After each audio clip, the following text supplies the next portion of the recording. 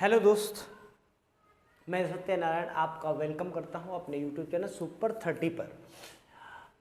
आइए जानते हैं, अभी तक हम CISF कांस्टेबल फायर भर्ती के बारे में जान रहे थे। अब हमने एग्जामिनेशन फॉर्म कैसे भरना है, आवेदन की प्रक्रिया बता दिया, प्लस उसके बाद एग्जामिनेशन की तैयारी कैसे करनी है, तैयारी में क्या क्या चीज़ पढ़ना है, कैसे पढ़ना है, कौन कौन सी बुक पढ़नी है, इन सभी चीज़ों के बारे में हमने जिक्र किया, बताया। अब देखिए, तैयारी के बाद हमें ये होता है कि किसी भी एग्ज़ाम को देने से पहले हमें भली भांति अपनी नॉलेज और अपनी एजुकेशन को पूरी तरह से तौलना चाहिए, क्योंकि बिना प्रिपरेशन और बिना जानकारी के अगर हम जाते हैं तो डेफिनेटली हम फेल होके आते हैं उधर से। लेकिन अगर हम पूरी तैयारी के साथ जाते हैं तो हम डेफिनेटली उसमें सक्सेस हो पे आते हैं, क्योंकि हर कदम पे क्या किया आपने, तैयारी की, हर क्षण को, हर पॉइंट को आपने जिया और हर पॉइंट को तैयारी किया, फोकस से किया। तो इसके लिए हमें ये जानकारी करना पड़ेगा कि पिछले साल यानी 2023 में इसका कट ऑफ क्या आया था, किस स्टेट में क्या कट ऑफ आया था, इनके बारे में जानकारी चाहिए। अगर ये जानकारी हो जाए तो आपके लिए एग्ज़ाम का तैयारी करना आसान हो जाएगा, क्योंकि कौन से जाति कौन से वर्ग से आप आते हैं वो उसके लिए कि हमें इतना नंबर तो मिनिमम लाना ही है। अगर इससे कम लाते हैं तो हमारा सिलेक्शन नहीं आएगा। यानी कि आप परीक्षा देकर जैसे बाहर निकलेंगे और जैसे पेपर आप मतलब संरक्षण करेंगे और मिलाएंगे, मिलाने के बाद तुरंत आप डिसाइड कर देंगे कि पेपर निकला है या नहीं निकला है। क्लियर? चलिए आइए जानते हैं क्वार्टर्स के बारे में, 2023 के कट ऑफ के बारे में जानते हैं।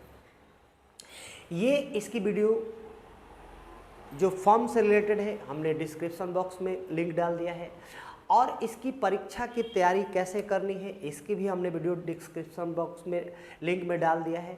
अब हम जानते हैं कि इसकी तैयारी के लिए मिनिमम हमारे पास कितने अंक होने चाहिए ताकि हम सिलेक्शन हो पाएंगे, और इतने अंक मिनिमम होगा तो ही हो पाएंगे, अदरवाइज नहीं हो पाएंगे।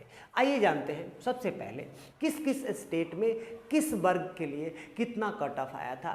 तो सामान्य वर्ग यानी जनरल कास्ट के लिए कितने कट ऑफ, यूपी के अगर आप हैं तो यूपी के लिए पिछले साल 70 से 75 पर कट ऑफ आया था, और बिहार के हैं तो बिहार के लिए 72 से 76 पर कट ऑफ आया था, और अगर आप एमपी से बिलोंग करते हैं तो 67 to 71 पर कट ऑफ उठाया था। राजस्थान के अगर आप हैं तो 69 to 72 कट ऑफ आए थे, और दिल्ली से आप बिलोंग करते हैं तो 68 to 73 पर सिलेक्शन हुआ था। अब अति पिछड़ा वर्ग ओबीसी, यूपी से अगर आप हैं ओबीसी में हैं तो यूपी से हैं तो 65 to 70 पर पिछली बार वैकेंसी में उनको जॉब मिली थी, और एमपी के हैं तो 64 to 68, और बिहार के हैं तो 68 to 72, और राजस्थान के हैं तो 66 to 70 पर उठाया था कट ऑफ, और दिल्ली से हैं तो 63 to 67 पर कट ऑफ उठाया था, और यहाँ पर उनको जॉब मिली थी। अनुसूचित जनजाति, अनुसूचित जाति तो एससी, अगर इस कास्ट से जो बिलोंग करते हैं तो बिहार के जो है उनको 62 से 66% अंक से ज़्यादा लाना पड़ेगा। राजस्थान से हैं तो आपको 61 से 65 से ज़्यादा लाना पड़ेगा। दिल्ली से आप अगर हैं तो 58 to 62 यानी इससे ज़्यादा अंक आपको लाना पड़ेगा। एमपी से हैं तो 59 और 62 से ज़्यादा अंक लाना पड़ेगा। अगर यूपी से हैं तो 60 से 65 से ज़्यादा अंक लाना पड़ेगा आपको। अनुसूचित जनजाति एसटी, यानी अगर बिहार से आप हैं तो 58 to 62 से ज़्यादा मार्क्स लाने पड़ेंगे, और राजस्थान से हैं तो 56 to 60% से ज़्यादा मार्क्स लाने पड़ेंगे। अगर दिल्ली से हैं तो 53 से 57% ज़्यादा मार्क्स लाने पड़ेंगे। और एमपी से हैं तो 54 से 58 इससे ज़्यादा आपको मार्क्स लाना पड़ेगा। और यूपी से हैं तो 55 से 60 से ज़्यादा मार्क्स आपको लाना पड़ेगा, तभी आपका सिलेक्शन हो पाएगा। अब आर्थिक रूप से कमज़ोर वर्ग जो EWS कहलाते हैं, अगर बिहार से हैं तो 68 से 72 से ज़्यादा मार्क्स आपको लाना पड़ेगा। यूपी के हैं आप तो 65 से 70 से ज़्यादा मार्क्स लाना पड़ेगा। एमपी से अगर आप हैं तो 64 से 68 के ज़्यादा अंक लाना पड़ेगा।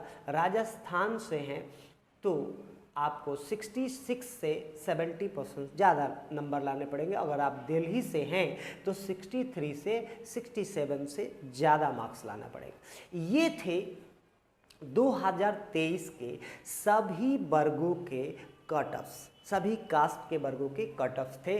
और इसके साथ साथ कौन कौन से state, UP, Bihar, MP, Rajasthan और दिल्ली, इन अगर राज्यों से अगर आप आते हैं तो आप इन कट ऑफ्स को देख लीजिए और ध्यान से, और उससे ज़्यादा लेकर चलिए कि अगर ये 75 बोल रहा है जनरल कास्ट, अगर 75 बोल रहा है तो आप अपना टारगेट रखिए 100 लाने का।